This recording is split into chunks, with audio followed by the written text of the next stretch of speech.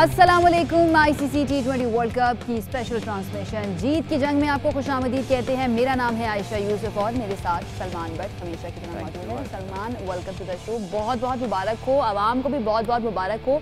9 साल के बाद पाकिस्तान ने क्वालिफाई कर लिया है सेमीफाइनल के लिए और पहली टीम बनी है जो इस तरह से जिसने अभी तक इन सारी टीमों में क्वालिफाई किया है। बहुत मुबारक हो Salman. Definitely I think Pakistan की वंडरफुल परफॉर्मेंस और backed up by few records जो कि 1-2 दिन में हुए हैं। Babar has become number 1 again आपको और तमाम पाकिस्तानियों को, सबको, स्पोर्ट्स लविंग जितने भी हैं सबको बहुत मुबारक हो। It's not an easy feat कि being a Pakistani and being home से अवे ज़्यादा खेलना, ज़्यादा हमें इतनी फ्रीक्वेंसी के साथ गेम्स नहीं मिलती हैं, तो उसमें वर्ल्ड नंबर 1 होना is a huge achievement. Pressures भी यहाँ पर बड़े अजीबोगरीब किस्म के होते हैं। तो Pakistan is building up there case. दुनिया में टॉप क्लास बैटिंग लाइन बन गई है, टॉप क्लास बॉलिंग हो रही है। परफॉर्मेंसेज माशाल्लाह 4 में से 4 हो गए। ये भी शायद बहुत सालों के बाद ऐसा हुआ कि वर्ल्ड कप में पाकिस्तान ने पहले 4 में से 4 मैचेस जीती हैं और अगर अगले 3 जीत जाते हैं तो शायद हिस्ट्री में पहली बार अनडिफीटेड चैंपियन बन सकते हैं। और अभी तक ऑस्ट्रेलिया ने सिर्फ ये किया है। यस, इसके अलावा कोई टीम ये नहीं कर पाई है कि अनबीटन पूरे टूर्नामेंट में रहे। लेकिन पाकिस्तान के 3 मैचेस अभी बाकी हैं। स्कॉटलैंड के साथ 7 नवंबर को मैच होना है, उसके बाद सेमीफाइनल। लेट्स सी कि सेमीफाइनल इंग्लैंड के साथ तो नहीं हो रहा। जाहिर है वो भी नंबर 1 अगर होते हैं, जैसे अभी पता नहीं है कि अगर इंग्लैंड साउथ अफ्रीका से मैच हार जाए, साउथ अफ्रीका भी 4 जीत जाए, इंग्लैंड भी 4 जीत जाए, ऑस्ट्रेलिया भी जीत जाए, तो दूसरे ग्रुप के अंदर जरा ज्यादा मसला है ना कि कुछ पता नहीं है। यहाँ पे काफी सिचुएशन क्लियर हो गई है। इंडिया बहरहाल अभी तक 5वें नंबर पर मौजूद है। 5वां नंबर आपको पता ही है इंडिया में आजकल काफी मशहूर हुआ है। सेरीना का 5वां फ्लोर जो है ना, 5वें नंबर पर मौजूद है। जो विराट कोहली हैं वो भी 5वें नंबर पर मौजूद है T20 रैंकिंग में।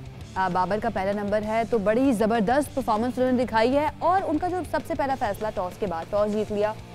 सब एक्सपेक्ट कर रहे थे कि जो अभी तक हमने किया है कि हम फील्डिंग ही पहले करेंगे, लेकिन उन्होंने बड़ा ब्रेव फैसला किया कि पहले बैटिंग करने का। व्हाट डू यू थिंक कि अपने आप को बड़ी लड़ाई के लिए, बड़े मैच के लिए प्रिपेयर करना कि जस्ट इन केस हम अगर टॉस नहीं जीते, दूसरी टीम ने जीत लिया, तो हम अपने आप को प्रिपेयर कर लें थोड़ा सा। एग्जैक्टली आपने तो सारा एक्सप्लेन ही कर दिया है। और मैं ना आपके साथ बैठ के ना एनालिस्ट बन ही जाऊंगी। बड़ी लड़ाई के लिए तैयारी करा दी है आपने और I think it makes a lot of sense.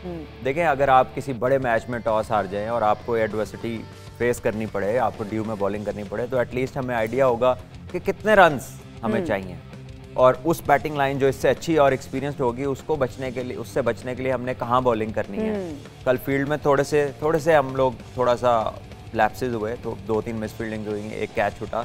तो ये सारी चीजें जो विद द वेट बॉल है, ये फर्क पड़ता है ड्यू की वजह से। तो अच्छा था कि यू गेट थ्रू इट। फिर आपने एक मुश्किल पिच पे बैटिंग की, थोड़ा फास्ट बॉलर्स को हेल्प कर रही थी। पहले 6 ओवर बहुत सेफली खेलना पड़ा रिजवान और बाबर को। उन्होंने बड़ा अच्छा सर्वाइव किया। कुछ बॉलें उन्हें बीट भी हुई, रन्स कम थे। एक टाइम आया था लोगों ने कहा ये कब शुरू होंगे, कब मारेंगे।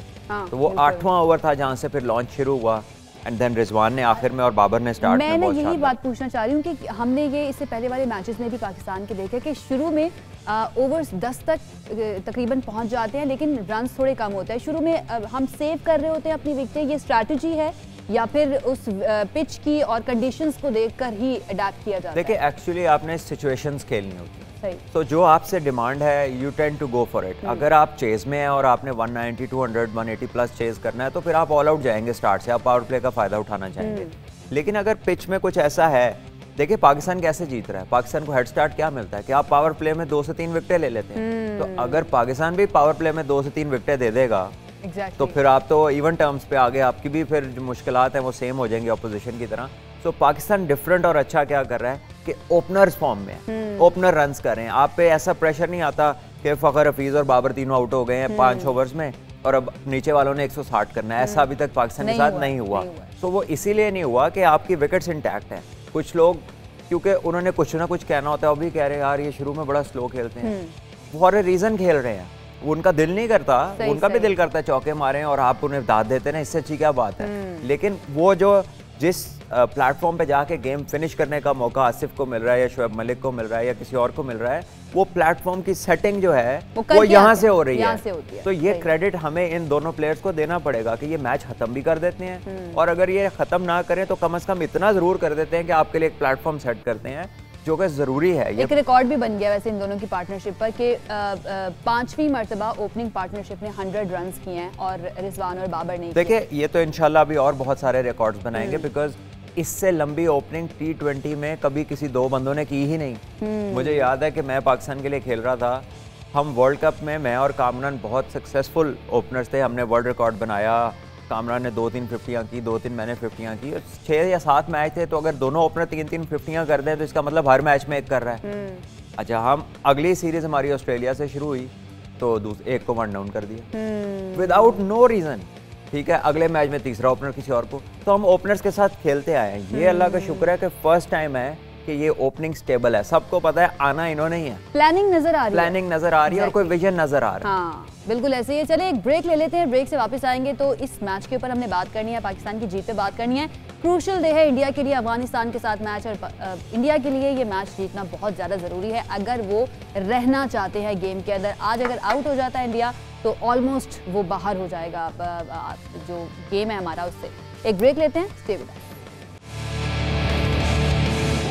ब्रेक के बाद खुशामदीद। हम बात कर रहे हैं पाकिस्तान की जीत की। 4/4 मैचेस खेले हैं, चारों ही जीत लिए हैं। पाकिस्तान ने सेमीफाइनल के लिए क्वालिफाई कर लिया है। दूसरी तरफ जो हमारा रिवायती हरीफ है भारत, उसने 2 मैचेस खेले हैं, एक भी मैच नहीं जीता है। आज उनका तीसरा मैच अबू धाबी में होगा। पाकिस्तान ने अबू धाबी में कल खेला और क्या ही खेला, जबरदस्त इनिंग्स जो है वो हमने देखी, बाबर की, रिजवान की, हफीज बड़ा अच्छा खेले, वो भी फॉर्म में वापस आ गए। इसके ऊपर हम बात करते हैं, लेकिन सबसे पहले वेवी का नया फ्लेवर आ गया, फ्लेमिंग हॉट। अगर आपने अभी तक नहीं खाया है तो प्लीज़ आप ट्राई कर लीजिए, जो बहुत ही हॉट है, बिल्कुल अपने नाम की तरह। इसका चटपटा फ्लेवर जो है वो शाहीन शाह अफरीदी की स्विंग से भी ज़्यादा हॉट है, बैटर्स के लिए शदीद प्रेशर वाले ओवर से भी ज़्यादा हॉट है, और वेव्स का फ्लेमिंग हॉट जो है पाकिस्तान की नमीबिया के खिलाफ जीत से भी ज़्यादा हॉट है। तो सलमान, शुक्र है आपने इंडिया वाली जीत नहीं कह दिया, नमीबिया वाली तक तो ठीक है, it is quite hot actually. बिल्कुल ऐसे ही है। अच्छा, हफीज आगे फॉर्म में माशाल्लाह से। देखिए जी, बहुत ज़रूरी था बिकॉज आपकी लार्जर पिक्चर में हफीज ही है। फाइनल्स में, सेमीफाइनल्स में, अगर आप इंशाल्लाह सेमीफाइनल में तो पहुंच गए हैं तो आप चाहेंगे कि आपका मैक्सिमम एक्सपीरियंस जाए।